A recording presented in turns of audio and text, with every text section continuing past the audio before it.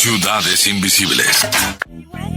Y hay un tema que hoy importa importa mucho y nos tiene que importar a todos y todas, cada una de los uruguayos y uruguayas. Tal cual, Fer. Y no uruguayos, sino todos los habitantes del país. Acabamos de terminar un referéndum muy importante para el país, pero hay temas que quedaron un poquito soslayados y hoy los tenemos que sacar de ese cajón porque se nos va la vida en eso. La reforma de la seguridad social, nos vamos a jubilar de bastón y cobrando nada. Por eso invitamos al representante de los trabajadores, lo votamos también en elecciones hace muy poco, en el BPS, en el Banco de Previsión Social, Ramón Ruiz. ¿Cómo le va, Ramón? Buen día, un gusto estar en el programa y por supuesto saludar a la audiencia y bueno, y en estos minutos tratar de explicar lo mejor posible como cosa previa la importancia que tiene la seguridad social para el país. Uh-huh.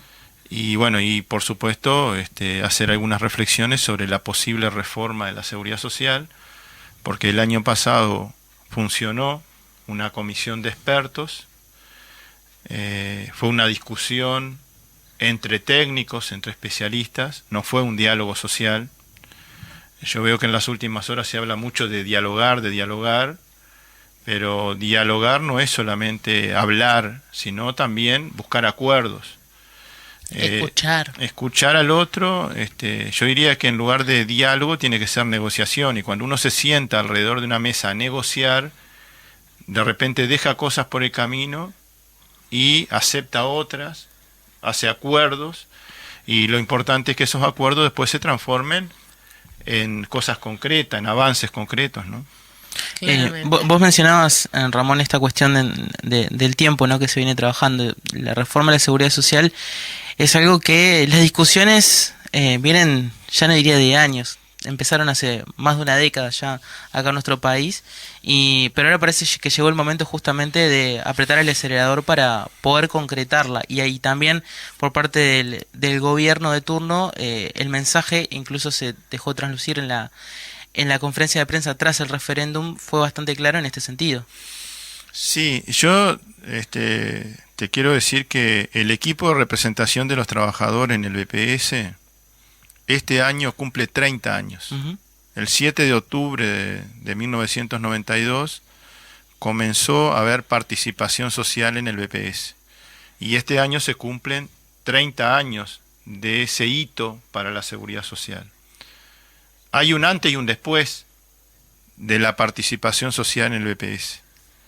Antes de la participación social, el BPS se usaba como club político. ¿Quién no sabe que la gente se jubilaba con la tarjeta de un jubilado, de un diputado? Sí. Ese clientelismo político le hizo mucho daño a la seguridad social. Y bueno, a partir de la participación social empezó a haber un control social y empezó a haber un BPS diferente, que poco a poco comenzó a tener una administración más profesional, por supuesto con una dirección que es política, porque hay participación del gobierno, que tiene 4 directores, que son designados por el Poder Ejecutivo, y hay 3 directores sociales, que son elegidos por jubilados, trabajadores y empresarios. Entonces, a partir de esa dirección, comenzó a haber un cambio importante a partir de la participación social. Y luego, creo que también, enseguida de que se instalaron los directores sociales, hubo una reforma muy importante en Uruguay en 1996. Esa reforma fue una reforma estructural, es decir, cambió la estructura del sistema. Con esa reforma, por ejemplo, entre otras cosas que pasaron en el año 95, cuando se aprobó y comenzó a funcionar a partir del año 96, una de las cosas más relevantes de esa reforma fue la creación de las administradoras de fondos previsionales, o sea, se instaló un sistema mixto de seguridad social. Vamos a decir AFAP, porque AFAP. La gente, si me decís así todo junto, largo, no te lo entiendo. Sí, iba a ser la sigla. Se crearon las AFAP, y a partir de ahí comenzó a funcionar un sistema mixto. Esa reforma tuvo una cantidad de problemas, digamos, generó una exclusión muy importante. Por ejemplo, a los 60 años solamente se jubilaba el 26, o tenía condiciones para jubilarse, el 26% de la población. O sea, los trabajadores llegaban a los 60 años y solo el 26% se podía jubilar. ¿Por qué? Porque necesitaba tener 35 años de trabajo. Y en el mercado de trabajo uruguayo eso es muy difícil. Lo otro era que si una persona tenía menos de 35 años, tenías que esperar hasta los 70 años para jubilarse por edad avanzada. Porque era, si tenías 35 te jubilabas, y si no tenías 35 tenías que esperar. A los 70 uno se puede jubilar con 70 y 15. Pero de repente había trabajadores que tenían 20, 25, 30 años de trabajo. No se podían jubilar a los 60 por jubilación común y tenían que esperar hasta los 70. Y a esa edad es muy difícil conseguir trabajo. Porque si uno no tiene 35 a los 60 años, es muy difícil conseguir los años que te faltan a esa edad. Bueno, en el 2008 vino una reforma paramétrica. Esa reforma paramétrica viene de alguna forma a corregir los problemas de la ley del 96. Claro, flexibilizar la utilización de esos márgenes de edad y de años de trabajo que eran demasiado estrictos y dejaban muchas personas por afuera. Era muy rígido. Muy rígido, exacto. Yo escuché con mucha atención la conferencia de prensa que dio a última hora de la noche el presidente de la República, y él decía que las reformas que se hicieron son reformas que en lugar de ayudar complicaron, ¿no? O sea, él decía que se perforó la reforma del 96 y se estaba refiriendo a la reforma que se realizó con diálogo social, como producto del diálogo social, en el 2008. Entonces, esa reforma en realidad no fue un problema para la seguridad social. Esa reforma lo que hizo fue tratar de corregir una cantidad de problemas que había de cobertura, de suficiencia, de acceder a los derechos por parte de los trabajadores y los jubilados. Yo siempre me pregunto y me pongo en el lugar de la gente que trabaja físicamente, de la gente que trabaja en la construcción, de la gente que trabaja cargando, descargando cajones, de la gente que utiliza su físico para trabajar. ¿Cómo llegás a los 70 años? Porque además son trabajos zafrales, porque son trabajos que empiezan y terminan, porque una obra no demora 35 años, entonces vos trabajás en una obra, después estás un tiempo desocupado, volvés a trabajar en otra obra o en otro trabajo. Es imposible, o sea, es una situación bastante lamentable pensarlo así. Bueno, ahí estamos hablando de un aspecto que tiene que ver con la edad de retiro, sobre todo vinculado a la edad de retiro, ¿no? Un trabajador de la construcción, una trabajadora doméstica, un trabajador de un frigorífico, una trabajadora en la salud, en la enseñanza, un trabajador de la pesca. Es muy difícil, y puedo seguir con otras ramas de actividad y otros oficios, es muy difícil que pueda trabajar hasta los 65 años. Pero yo diría que la mayoría de los trabajadores, la inmensa mayoría de los trabajadores, no va a poder trabajar hasta los 65 años, más allá del esfuerzo físico o no. ¿Por qué? Porque el mercado de trabajo uruguayo no está preparado para asegurarle la estabilidad laboral a los trabajadores mayores de 60 años. Sobran los ejemplos de empresas que te dan un incentivo para que te vayas a los 60. Sí. Pero además, aunque la persona esté en condiciones de seguir trabajando, hay empresas que por una cultura empresarial, a veces incluso hasta por algunas definiciones de marketing, no contratan trabajadores de mayores de 60 años. Yo los invito a ustedes, a los que nos están escuchando, a que entren a un shopping y vean a ver si en una tienda hay una persona mayor de 60 años vendiendo remeras para los jóvenes.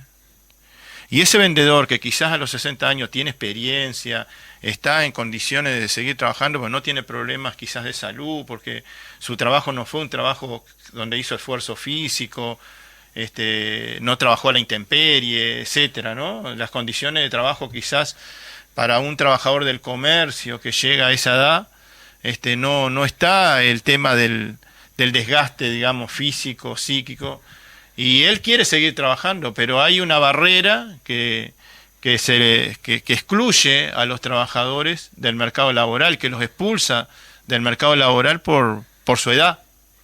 Entonces, ¿qué es lo que va a pasar con la extensión de la edad de retiro legal obligatoria? Y ahora voy a aclarar esto también. Lo que va a pasar es que el trabajador va a tener la cantidad de años quizás para jubilarse, pero va a tener que esperar sin ingreso y sin protección social a los 65 años para jubilarse. Y eso va a generar pobreza en ese grupo etario.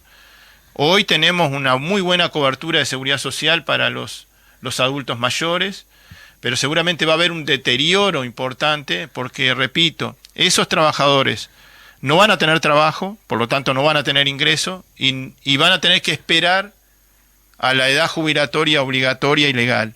¿Por qué digo que hay que precisar bien que es lo que se está hablando es postergar la edad legal obligatoria que como mínimo van a tener que tener los trabajadores?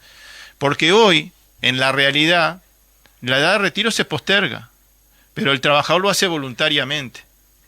No tiene obligación de trabajar hasta los 63, 64 años, pero de promedio los trabajadores se retiran a esa edad. Se retiran voluntariamente. No es lo mismo que uno decida seguir trabajando por determinadas causas, algunas pueden ser el tema del ingreso del hogar, o alguna situación, la casuística puede ser muy grande, y el trabajador decide seguir trabajando voluntariamente, no es que lo obliguen a trabajar hasta los 63, 64 años. Y eso es muy importante porque nosotros podemos generar incentivos para que la gente se retire más tarde, pero voluntariamente. Y el que no puede seguir trabajando se puede retirar a los 60. Entonces, la edad legal se puede dejar en 60 años y la edad real puede ser mayor a partir de los incentivos. Claro. Que hoy son muy pocos. Entonces, el propio presidente, el actual presidente de la República, en campaña electoral en el 2019, se comprometió frente a la ciudadanía, hizo una promesa electoral de que él no estaba de acuerdo con aumentarle la edad de retiro a las personas que hoy estaban trabajando, que las que ingresaran al mercado de trabajo debían tener quizás una edad diferente de retiro, pero que las que recién empezaban ahora a trabajar. Y él decía que lo que teníamos que lograr, es lo que recién decía yo, darle incentivos a la gente para que se retire más tarde y se retire con una jubilación mejor. Yo creo que es necesario que el presidente de la República aclare si va a cumplir con su palabra, que el presidente de la República aclare si va a cumplir con ese compromiso, con esa promesa electoral, o va a apoyar las recomendaciones que hace la comisión de expertos de aumentar la edad de retiro a los 65 años. Claro, y Ramón, en el caso de que, hipotético, de que se concretara ese aumento de la edad legal obligatoria a los 65 años, ¿se pueden tomar algunas medidas para de vuelta flexibilizar y contemplar algunas situaciones como, por ejemplo, las que hablábamos recién, ¿no? Algunos oficios donde el trabajo, el desgaste físico influye muchísimo, algunos rubros donde no se toman personas hasta después de tal edad. ¿Hay algunas vías como para corregir eso o se está directamente condenando a un montón de personas a pasar algunos años de su vida antes de la jubilación sin tener ingresos? En las recomendaciones que hizo la comisión de expertos no hay ninguna aclaración sobre eso. Lo que se dice, incluso se proponen dos escenarios. Un escenario que dice que los mayores de 55 años no entrarían en la próxima ley, y otro escenario que dice que los mayores de 50 años no entrarían en la ley. Entonces, que esos quedarían en una... hay como dos posibilidades, y esas personas quedarían en un régimen de transición. Esto es lo más lógico en cualquier reforma de la seguridad social. No se le puede cambiar las reglas de juego a alguien que está muy próximo a la jubilación. Lo que se llama respetar los derechos en vía de adquisición. Pero todavía no está claro cuál va a ser, digamos, la raya, ¿no? ¿A dónde va a estar si va a ser, bueno, los mayores de 55 quedan en un régimen de transición y los menores de 55 quedan en la ley nueva, o si ese límite va a estar a los 50 años. Pero no se aclara ningún tipo de situación diferente, y el planteo es que todo el mundo que queden en la nueva ley van a tener que jubilarse a los 65. De todas maneras, yo quiero también precisar lo siguiente. Una cosa son las recomendaciones que la comisión de expertos le presentó al Poder Ejecutivo y al Parlamento, y otra cosa quizás será el proyecto de ley que se presente de reforma de la seguridad social, porque quizás algunas cosas que los expertos proponen no se tienen en cuenta, o se tienen en cuenta inclusive en forma mucho más radical. Puede ser que haya cosas que incluso no se plantearon en la comisión de expertos, y el presidente de la República tiene el Poder Ejecutivo tiene la iniciativa privativa para poder enviar un proyecto de ley, y creo que, me imagino yo, que las recomendaciones son una guía, son recomendaciones, pero hay que ver cuál va a ser el proyecto de ley que finalmente se va a enviar al Parlamento, ¿no? Seguimos con Ramón Ruiz, y como decíamos, teníamos alguna pregunta y algún comentario también. Vamos a empezar por el comentario y después hacemos la pregunta, que es mucho más fácil.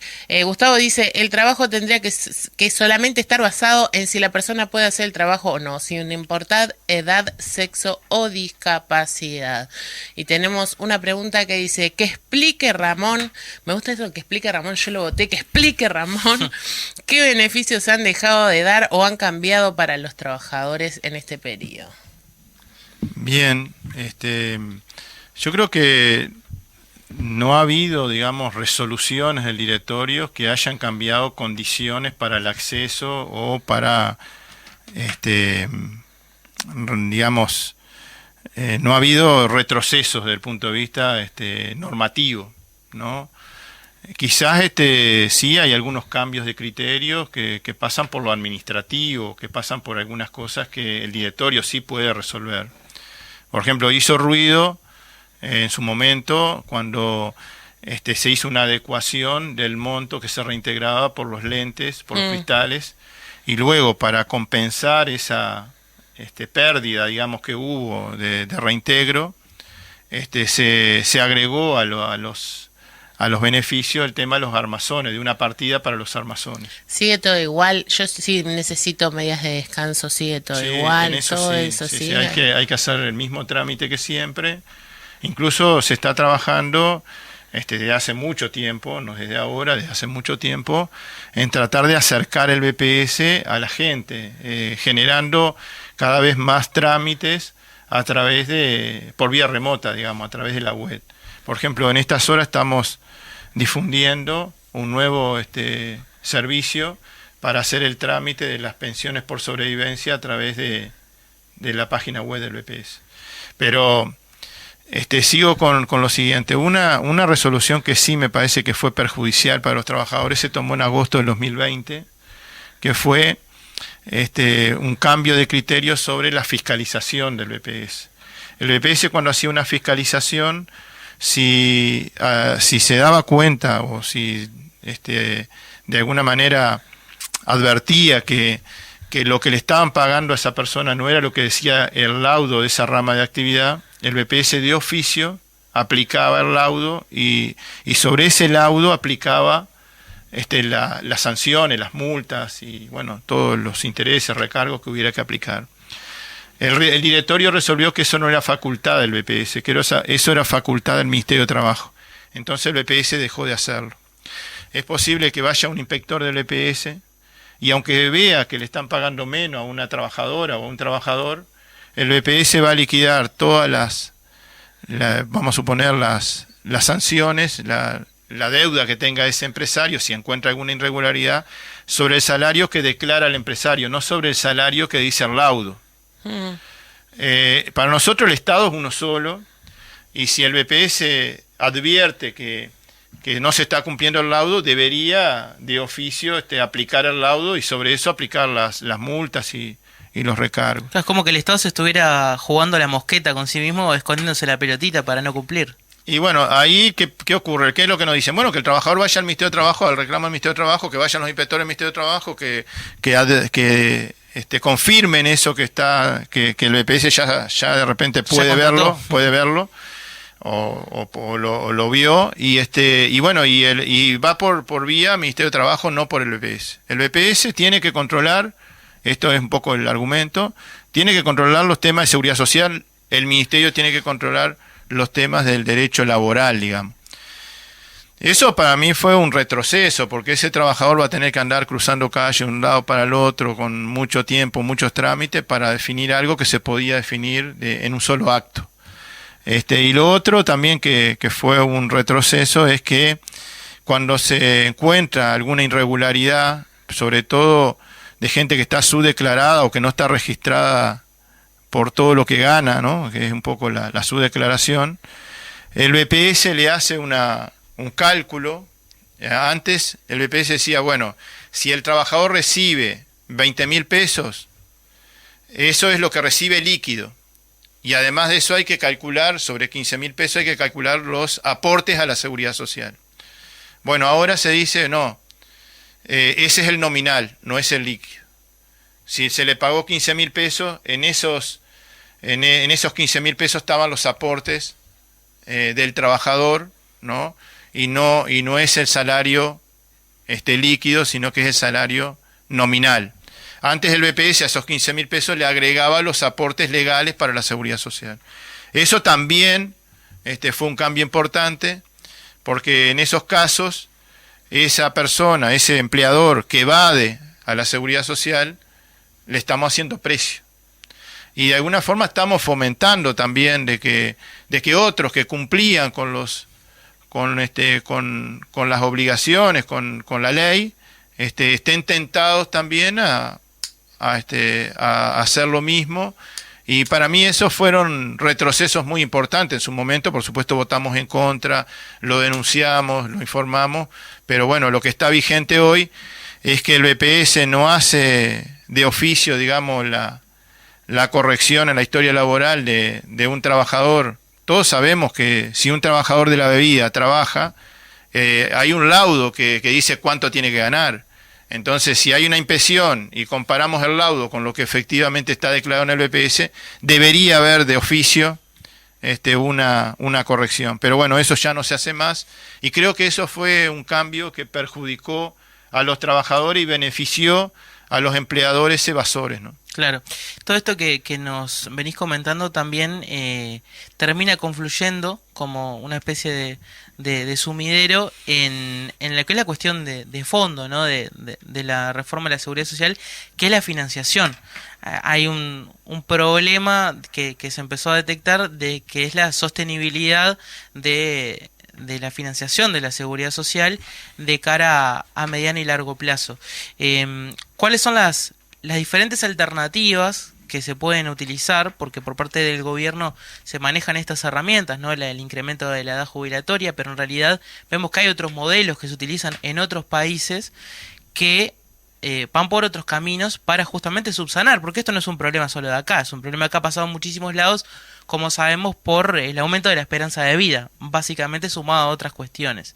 ¿Cuáles son las otras vías alternativas a las que se puede recurrir? Bueno, tú estás hablando de algo que es muy importante, porque en realidad la reforma de la seguridad social que se quiere discutir está inspirada justamente en que los ingresos que hoy tiene la seguridad social no alcanzan para cubrir los egresos que tiene. Entonces, lo que está planteado es discutir una reforma para, digamos, corregir ese desfasaje entre los ingresos y los egresos. O sea que el objetivo que se plantea el gobierno cuando crea la comisión de expertos y ahora que va a impulsar un proyecto de ley es que el sistema sea sostenible en el tiempo, ¿no?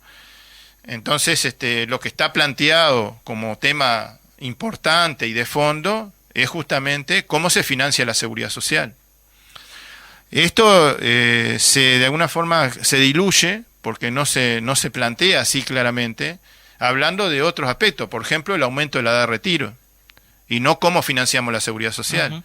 Porque una manera de financiar la seguridad social o de buscar nuevas fuentes de financiamiento para la seguridad social es justamente eso, aumentando los ingresos de la seguridad social. Y otra manera de mitigar o corregir ese déficit es recortando los derechos de los trabajadores.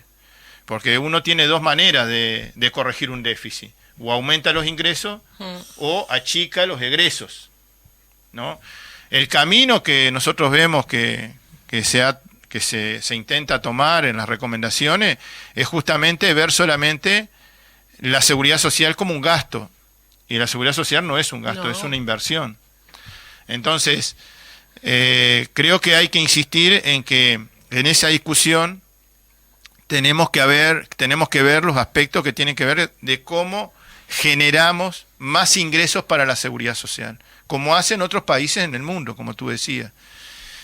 Pero también hay experiencias a nivel nacional, porque nosotros estamos planteando, por ejemplo, que a partir de los cambios que hay en el mundo del trabajo, ya queda cuestionada la matriz de financiamiento basada en el seguro social, donde se financiaba la seguridad social a través del aporte de los trabajadores y de los empleadores casi exclusivamente. Los cambios en el mundo del trabajo hacen de que hoy la plantilla de trabajadores, lo que se llaman los puestos cotizantes a la seguridad social, cada vez son menos, pero la productividad que hay, la ganancia que tienen las empresas cada vez es más. Con menos personas hay más rentabilidad. Entonces, si nosotros seguimos financiando la seguridad social con el descuento en la planilla, digamos, sobre la masa salarial, esos recursos no van a alcanzar para financiar el sistema de seguridad social o el régimen jubilatorio. Por eso hay que buscar nuevas fuentes de financiamiento. En Uruguay hay una experiencia que está funcionando, que es en la caja bancaria. En el 2008 crearon la prestación complementaria patronal. Eso es un impuesto a los activos bancarios. Explica el 25% de los ingresos de la caja bancaria. Y es un monto igual al aporte de 7.500 trabajadores. Claro. O sea, y eso es un ingreso que no grava el salario, pero que de alguna manera fue una fuente de financiamiento nueva para la caja bancaria. Bueno, con creatividad y audacia hay que buscar esas nuevas formas de financiamiento, y eso se busca con diálogo social.